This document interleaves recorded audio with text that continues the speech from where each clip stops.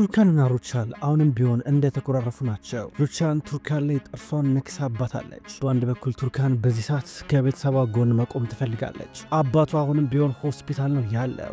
ሶመር ደግሞ በአንድ በኩል ከሚኔ ጋር ስለተጣላ እሷን በጣም እየራቃት እየመጣ ነው ያለው። ሶመር በተለይ ከሚኔ ጋር ቅርብ ጊዜ ስለተፈጠረው ነገር እናቱ ከነገረችው በኋላ ላይሽ አልፈልግም ብሏታል። ብቸኛ በሆነበት ሰዓት ላይ እንዲህ ደግሞ ቱርካን ቤተሰቧ ችግሩ ሲወድቅ አብሯት ነበረ።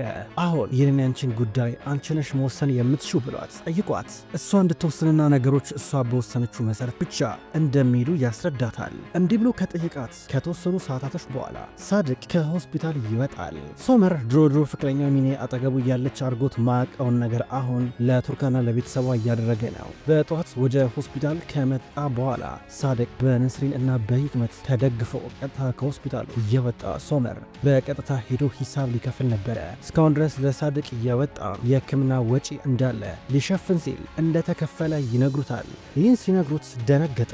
ድንገት ወደ ኋላ ዞር ሲል ነስሪን እያየችው ነበረ። አቶ ሶመር ችግሬን ለማትቸገር እኛ ከፍለናል ለሁሉም ነገር ስትለው ነበረ። ደነገጠ። እሺ ጥሩ በቃ ብሎ አብሯቸው እየወጣ ነበረ። ቀጥታ ወደ መኪናው እየወሰዳቸው ነበረ። እነ ሂክመት በቃ እኛ ታክሲ ይዘን ወደ ቤት እንሄዳለን ይሏቸዋል። ከዛ ሶመር በቀጥታ ከነስሪን እንዲሁም ከሳዲቅ ጋር በመሆን መኪና ውስጥ እያስገባቸው እሱም ሊገባ ነበረ። ድንገት የኒሃት መኪና አጠገቡ መጥቶ ቆመ።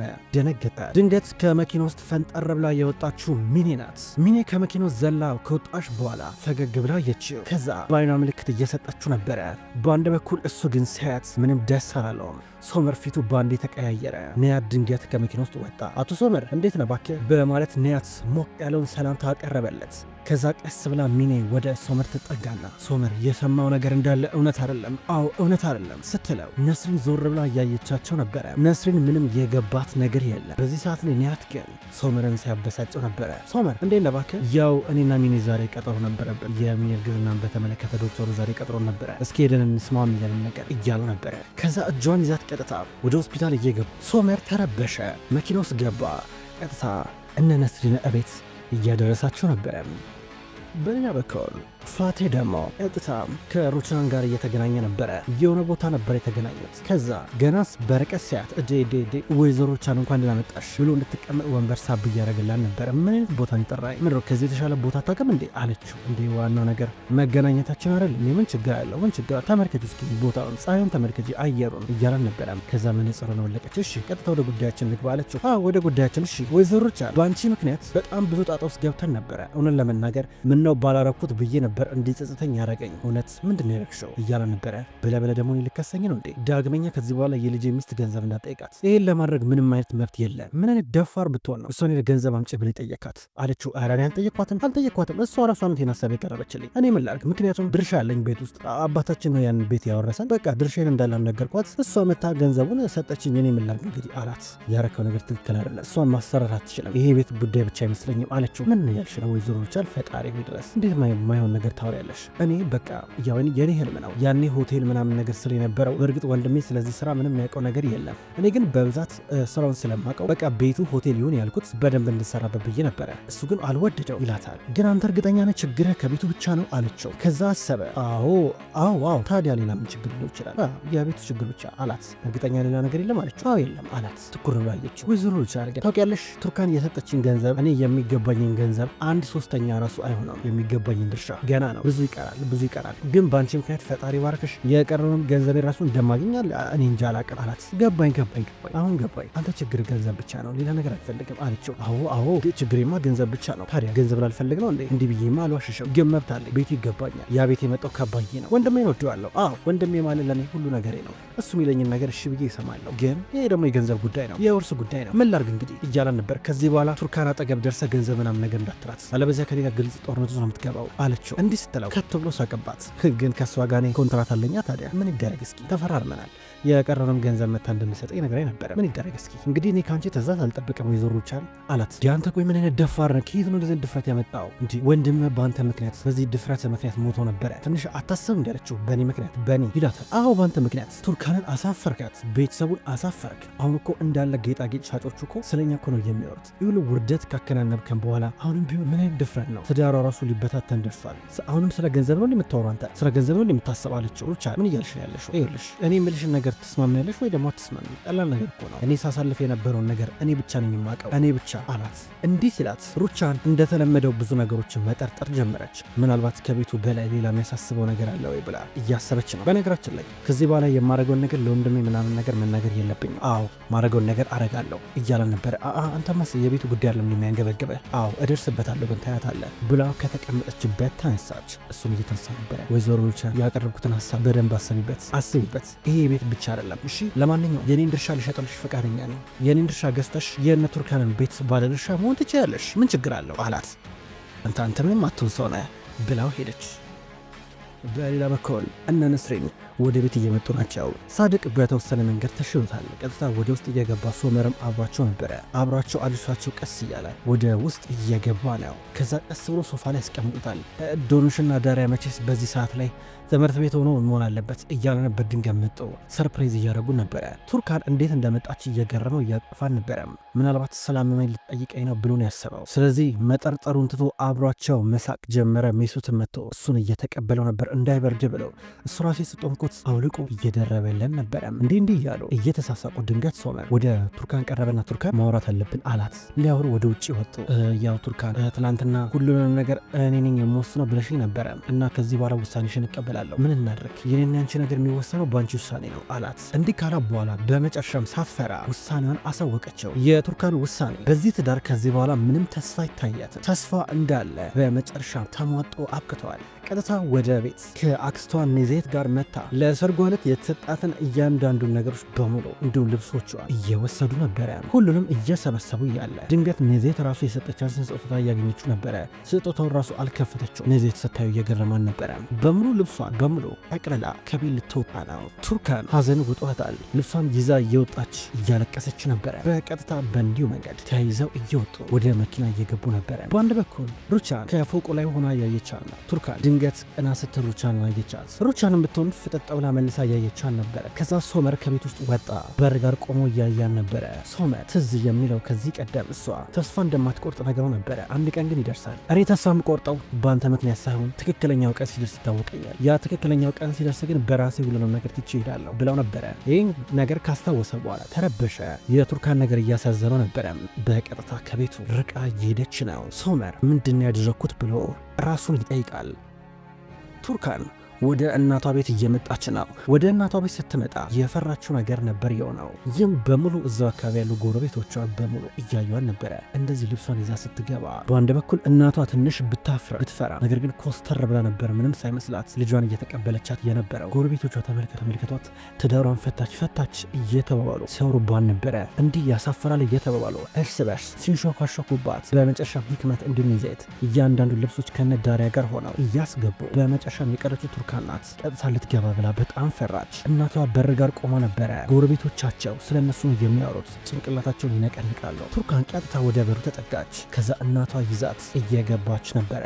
ይህ ጉዳይ አሁንም ቢሆን ለነስሪን አላለቀም። ቱርካን ግን በቃኝ ብላ መታለች። በሉ ይሄ ነገር አባታችሁ እስካሁን ደስ ምንም አላወቁም። ታውቃላችሁ ዶክተሮቹ መጨነቅ የለበትም ብለዋል እና ቶሎ ብላችሁ ተደብቃችሁ ልብሱን ወደ መኝታ ክፍል አስገቡ፣ እባካችሁ ደብቁት ስትል ነበረ ነስሪን። ከዛ ቀጥታ ወደ ውስጥ ይዘውት እየገቡ ነው። በተለይ ደግሞ ሂክመት ሳድቅ ልክ እንደ ጓደኛው ስለሆነ የሆነ ነገር እንዳይነግረው በጣም ፈርታለች ነስሪን። በአንድ በኩል ቱርካን እያለቀሰች በቂ ነች ብላ ታባብላታለች። ግን ነስሪን ኮስተር ብላ ነው የምታያት። ከዛ በቀጥታ ወደ ውስጥ እየገቡ ነው። ሳድቅ ለሆስፒታል በጣም ብዙ ወጪ ስላወጣ ገንዘቡን በሙሉ ጠረጴዛ ላይ ደርድሮ ይህን ለዚህ ባረግ ብሎ እያቀደ ነበረ። ሂክመት እና ሜሱት አጠገቡ ሆነው አብሮት እያወሩ ናቸው። በአንድ በኩል ቱርካን ገና ከሆኑ ድብርት ውስጥ እና መሰላቸት ውስጥ እየገባች ነው። እህቴ እባክሽ ትንሽ እንኳን ፈገግ በይ እያለች ዶኖሽ ከቅድም ጀምሮ ስጠይቃት ነበረ። ቱርካን ግራ ገብት ብሏታ ምን ላርግ ስትላት ነበረ። ገና እኮ አባታችን እኮ አላወቀም እኮ ተረጋጊ፣ ምንም ችግር የለም እያለች ታባብላታለች። ከዛ ዳሪያ መጣች። ነገ እኮ በዓል እኮ ነው ዛሬ ገበያ እንሄድም እንዴ ብላ እየተናገረች ነበረ። በዚህ ሰዓት ቱርካን የውሸት ፈገግታ ስታሳይ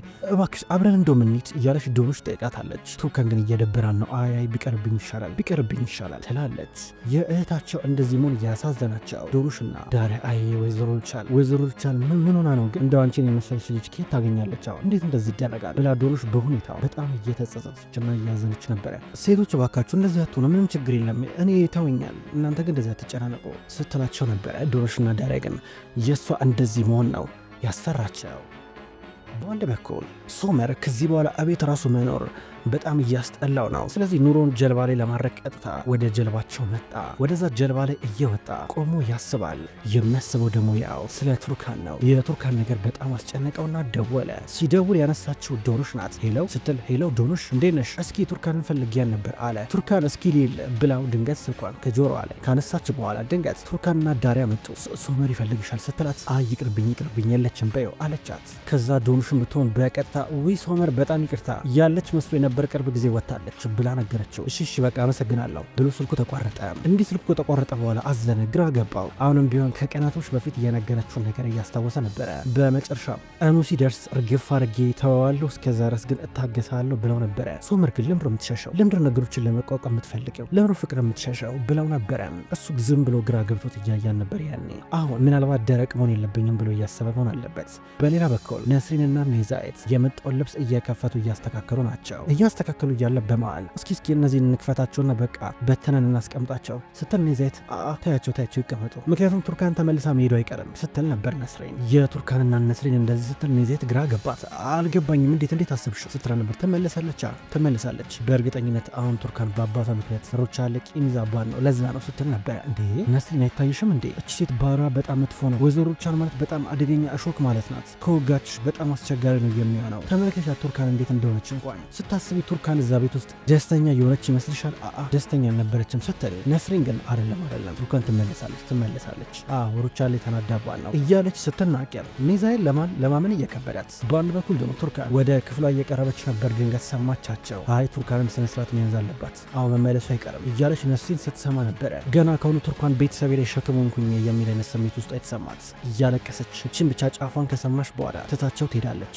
ነስሪን እባክሽ ትንሽ አስቢበት፣ እች ልጅ እንደገና እንድትጎዳ ማድረግ የለብሽም አለቻት። አይደለም እንዲህ ነው መሆን ያለበት፣ ሲጀመር ትዳር እንደዚህ ነው መጀመሪያ ሰዓት ላይ ብላ ነስሪን ነገሩ ከባድ አረገችው። ኔዛይት አብራት ልብሱን እያስተካከለች ከዛ ቀጥታ ነበረ ነስሪን ትታት የወጣቸው። ከዛ ቱርካን ዝም ብላ ወፏን እያየቻት እያለቀሰች እናቷ ስትመጣ የሆነ ቃለ መረደር እያሰበች ነበረ። ቱርካን ና ያምጩ እሱን ብላ እየተቀበለቻት ነበረ። ምን ነው ማየ ይሄ ነገር እዚህ ነበር የሚቀመጠው፣ ምን ቦታ ቀየራችሁ እንዴ አለቻት።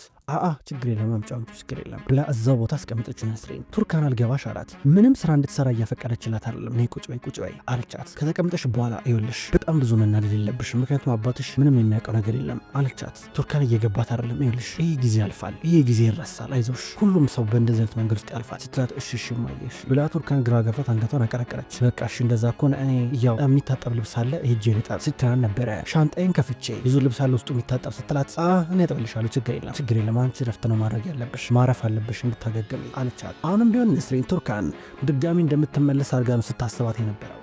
በሌላ በኩል ሩቻን ቤት ውስጥ ጦርነት ተከፍቷል። ይህም ባሏ ከቤት ወጥቼ ልሄድ ነው እያላን ነው። ቀጥታ ሻንጣ ውስጥ ልብሱን እየከተተ ምን እያረክ ነው ያለው አለችው። ልሄድ ነው በቃ ከዚህ በኋላ እንዳሻሽ ትጨቃጨቅ ያለሽ፣ ከፈለግሽ ከግድግዳው ጋር ተጨቃጨቂ፣ እኔ አንቺ ጭቅጭቅ ነው ያስጠላል ብሏል። ልሄድ ነበረ ማለት ወዴት ልትሄድ አለችው። ግራ ገብቷት የውሸቱን ነበር የመሰላት። ያንቺ ድምፅ የሌለበት ቦታ ነው የሚሄደው፣ ሰልችቶኛል፣ ሁሉም ነገር አቅቶኛል እያላን ነበረ። ለ30 ዓመት አብረን ስንኖር ተታኝ ሄዳ አታውቅም ነበረ አልገባኝም አለችው። የሚቆጨኝ እኮ እሱ ነው፣ ግን አሁንም ቢሆን አልረፍድም አላት። ቆይ ያቺ ጅል ቱርካን በድፍረት ያደረገችውን ነገር አይተህ ነው አንተ ምን ድፍረት ያገኘው አለችው። አዎ የእውነት እሷ ነች ነው ቱርካን ማለት የእውነት በጣም ብልህ ሴት ናት፣ ለኔም ድፍረት ሰጠችኝ፣ አይኔን ከፈተችው። እንዲህ ማድረግ ይቻላል እንዴ እያለ ልብሱን ያስተካክላል። ምናልባት አንዳንድ ጊዜ ድፍረትንና ጅልነትን እርስ በርስ ማወዳደር የለብንም አለችው። ጅልነት ነው ይሄ፣ እሱን ታይዋለሽ ይኸውልሽ ሲጀመር ለአንቺ ያለመስገድ ምን ጅልነት ነው? አንቺ የምትሆን እያንዳንዱ ነገር አለማድረግ ጅልነት ነው? እሱን አብረን የምናየው ይሆናል እያለ በመጨረሻም ሻንጣውን አዘጋጅቶ ጨረሰ። ትቷት እየወጣ ነበረ። ብቻሽን ትሆኛለሽ ብሏት ትቷት ከሄደ በኋላ ተናዳ ትጮህ ጀመረ። አንተም የፈለክበት ሂድ፣ ድጋሚ እንዳመጣ ማናችሁም አታስፈልጉኝም ብላ እየጮች ቤት ውስጥ ያለችው ሰራተኛ ብቻ ናት። በአንድ በኩል ብቸኝነት ገና ተሰምጧት ሩቻን ልታብድ እየደረሰች ነበረ። በሌላ በኩል ነስሪ ያላትን ወርቅ በሙሉ ልትሸጥ ነው። ይህም በቅርብ ጊዜ ቤታቸው ውስጥ ብዙ ወጪ ስላወጡ ገንዘብ እየቸገራቸው ነው። ኔዛይት አጠገቧ ነበረች። አሁን ገበያ እንሂድ እየተባባሉ ተያይዘው እየወጡ በአንድ በኩል ቱርካን ገና ከሆኑ ድብርት ውስጥ እየገባች፣ ሶመር ደግሞ እሷን ለማግኘት ሙከራ ሊያረክ ሩቻን እንዲህ ብቻዬን የቀረሁት በዛች ቱርካን ምክንያት ነው ብላ እሷ ላይ ድጋሚ ሌላ የበቀል ጦርነት ልትከፍትባል ነው። ክቡራን ተመልካቾች የወፍ ጎጆ ድራማ ከተጀመረ ብዙ ክፍሎች ተቆጠሩ። ውድ ተመልካቾች ወፍ ጎጆ ድራማ አሁንም ቢሆን ይቀጥላል። ሁልጊዜም ቢሆን ዘውትር እየመጣችሁ የምትከታተሉ በላይካችሁ በኮሜንታችሁ የምታግዙኝ የዘውትር ተመልካቾች በጣም አድርጌ ለማመስገን እወዳለሁ። ውድ ተመልካቾች በቀጣይ በአዳዲስ ክፍሎች ድጋሚ የምንገናኝ ይሆናል። እስከዛው ድረስ ግን በያላችሁበት